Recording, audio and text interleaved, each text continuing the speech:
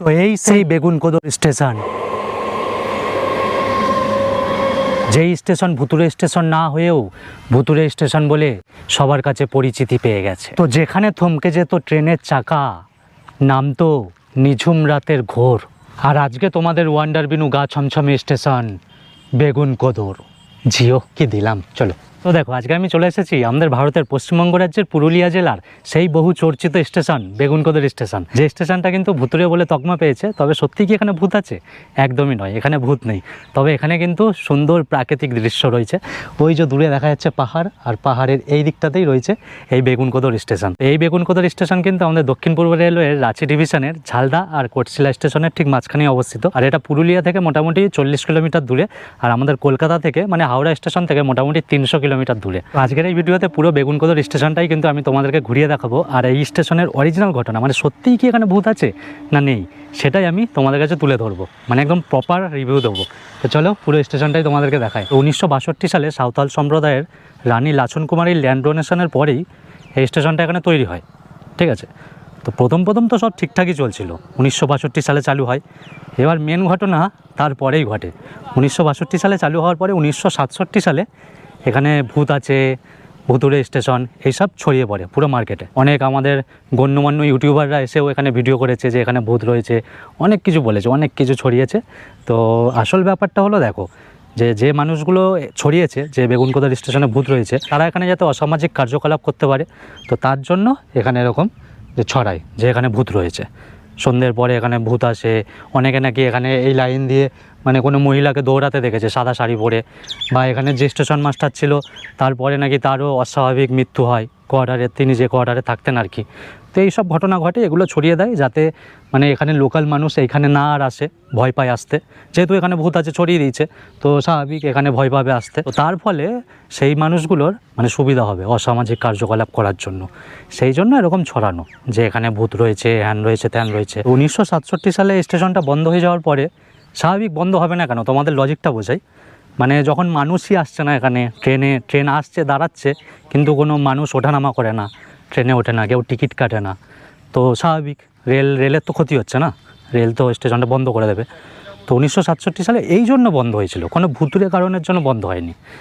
মানুষই আসতো না, পুরো ফাঁকা স্টেশন, এখানে ট্রেন দাঁড়াতো, ট্রেন চলে যেত, কেউ উঠতো না, নামতো না, স্বাভাবিক বন্ধ হয়ে যাবে। ধরো আমি একটা দোকান খুলেছি, তো দোকান খুলে যদি কাস্টমারই না আসে দিনের পর দিন, তাহলে তো আমি দোকান বন্ধ করে দেবো, আমি থোড়েই খুলে বসে থাকবো। তো এইটা তোমাদেরকে বুঝতে হবে। তো এই কারণেই 1962 সালে ওপেনিং হওয়ার পরে 1967 সালে স্টেশনটা বন্ধ হয়ে যায়। তারপরে মোটামুটি 42 বছর বন্ধ ছিল স্টেশনটা। তারপরে 2009 সালে এই স্টেশনটা আবার মমতা বন্দ্যোপাধ্যায় চালু করেছিল। তো স্টেশনের আশেপাশের পরিবেশটা দেখো কতটা সুন্দর, ওই যে পাহাড় দেখা যাচ্ছে, কতটা সুন্দর। আগের থেকে কিন্তু অনেক মানে মডিফাই করা হয়েছে স্টেশনটা, মানে অনেক সুন্দর করে গোছানো হয়েছে, কত পরিষ্কার পরিচ্ছন্ন। ওই যে বোর্ডগুলো দেখালাম, ওই বোর্ডগুলো সব নতুন করা হয়েছে। আর এই হচ্ছে সামনেই টিকিট কাউন্টারটাও খুব সুন্দর, মানে কত সুন্দর মানে পেন্টিং করা রয়েছে। আর এই দিকেও দূরে দেখবো চারিদিকে পাহাড়ে পাহাড়, বেশ সুন্দর। চলো টিকিট কাউন্টারের দিকে এগিয়ে যাই। ওই দেখো আমার বাইকটা ওখানে রেখেছি, আমি তো বাইক নিয়ে এসেছি।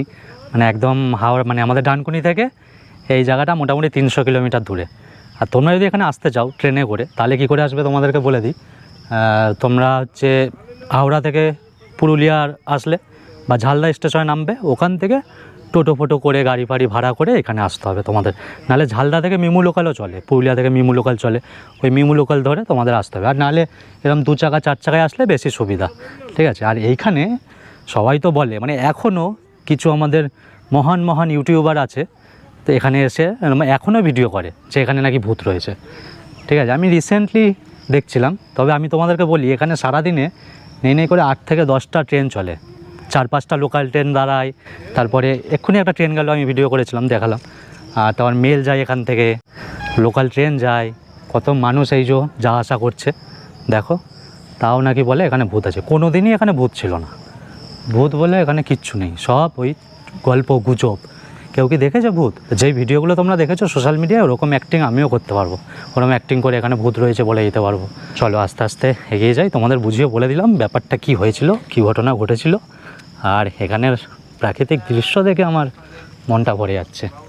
আর এই হচ্ছে টিকিট কাউন্টার, বেগুনকোদর।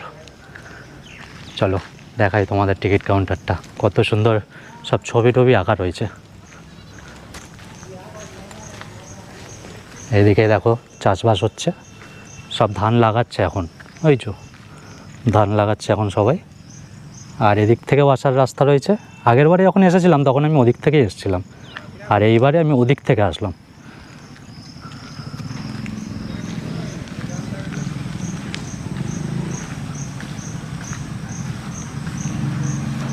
টিয়া পাখি আঁকা রয়েছে এখানে।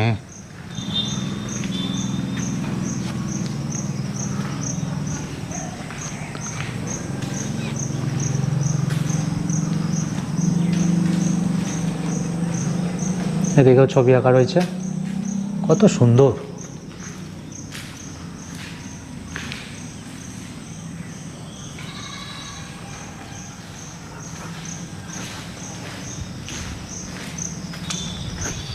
অনেক পরিষ্কার পরিচ্ছন্ন আমাদের এই বেগুনকোদর স্টেশন। কি দারুণ লাগছে দেখতে, পুরো পাহাড়ের মাঝে একটা এত সুন্দর স্টেশন। বসেও এখানে শান্তি কিছুক্ষণ। আজকে ট্রেন কিছু ক্যান্সেল আছে। এই দেখো এই যে জায়গাগুলো করেছে, এগুলো তো নতুন করেছে, আগে অতটা ছিল না, বা ছিল মনে হয়, ঠিক মনে পড়ছে না আমার। তোমরা সেটা কমেন্ট করে আমাকে জানিও। আর নতুন যেগুলো দেখছি যে ওই বোর্ডগুলো সব নতুন করেছে, তারপরে এই যে এই জায়গাগুলো, এই বসার জায়গাগুলো, এইগুলো কিন্তু নতুন হয়েছে। আচ্ছা একদম শেষে যাব বেগুনকোদর, ওখানেও দেখো বোর্ডগুলো সব পাল্টানো হয়েছে। মেন ব্যাপার হচ্ছে বেগুনকোদর স্টেশনটা পরিচিতি পেয়েছে এই ভুতুরে কারণের জন্যই। তবে ভূত তো এখানে নেই, আমি আগেই বললাম, সবই গল্প গুজব, পুরো ফালতু। আর ওই সব ভিডিও বা এরপরেও যদি তোমরা কোনো দিন দেখো এখানে ভূত আছে, তো সব ফালতু, সব ফালতু। আর যে ভিডিওগুলো দেখেছো, ওই যে অ্যাক্টিংগুলো করে, কে ওখানে, কে কে কে কে দেখছে যেন আমার দিকে, কে, এইসব অ্যাক্টিং আমিও করতে পারবো। তবে দিনের বেলায় তোমরা বলবে, দিনের বেলায় যে কি ভূত ভূত নেই, ভূত ভূত নেই করছো, রাত্রের বেলায় যাও। হ্যাঁ এরকম অনেকেই কমেন্ট করবে। রাতেও এখানে প্রচুর লোক থাকে। এই যে আশেপাশের গ্রামের যত লোকজন দেখছো, এই তো আশেপাশেই তো এত বাড়ি, তো তারা সব এখানেই এসে বসে থাকে। ঠিক আছে, এই যে এত সুন্দর হাওয়া, আর এই গাছের নিচে কি রয়েছে, কিচ্ছু নেই। লোকাল মানুষজনই এখানে একদম 10টা 11টা পর্যন্ত বসে থাকে, তো নাকি ভূত আছে। স্যার ইউটিউবার সন্ধ্যে 6টার সময় ইউটিউবারগুলো এসে দেখিয়ে দিল, বললো যে আমি রাত 2টোর সময় বেগুনকোদর স্টেশনে দাঁড়িয়ে রয়েছি, এরম বলে ভিডিও বানিয়ে দেয়। তো তোমরা তো বুঝতে পারবে না সেটা সন্ধ্যে 6টা না রাত 2টো, কারণ হচ্ছে অন্ধকার। রাত 2টোতেও যেই অন্ধকারটা দেখাবে, সন্ধ্যে 6টাতেও সেই অন্ধকারটাই দেখাবে। এটাই স্বাভাবিক, এটাই স্বাভাবিক ঘটনা। তো এই হচ্ছে বেগুনকোদর স্টেশনের মেন গল্প। তো তোমরা আসলে আসতে পারো এখানের প্রাকৃতিক সৌন্দর্যটাকে উপভোগ করার জন্য, নট ভূত দেখার জন্য, কারণ ভূত নেই। তো একদম কথা বলতে বলতে তোমাদের সাথে বেগুনকোদর স্টেশনের একদম শেষেই চলে আসলাম। এই হচ্ছে বেগুনকোদর স্টেশনের 2টো আরও বোর্ড নতুন নতুন। তো তোমাদের এই বেগুনকোদর স্টেশনের গল্প, অরিজিনাল ঘটনা কেমন লাগলো অবশ্যই কিন্তু জানিও। আর সবাই কিন্তু ভিডিওটা একটু লাইক করে দেবে, কমেন্ট করে দেবে, আর সবার সাথে শেয়ার করে দেবে। একদম আমি আমার মতো করে বললাম, হয়তো কিছু কিছু টাইম কথা আটকে গেছে, কিন্তু আমি অরিজিনাল ঘটনাটা বললাম না, কোনো নাটক করেছি না কিছু করেছি। প্রাকৃতিক সৌন্দর্যটাকে, বেগুনকোদর স্টেশনের প্রাকৃতিক সৌন্দর্যটাকে আমি তোমাদের কাছে তুলে ধরলাম। চলো 300 কিলোমিটার গাড়ি চালিয়ে এসেছি, আবার 300 কিলোমিটার এখন যাব, মানে ডানকুনি। চলো টাটা।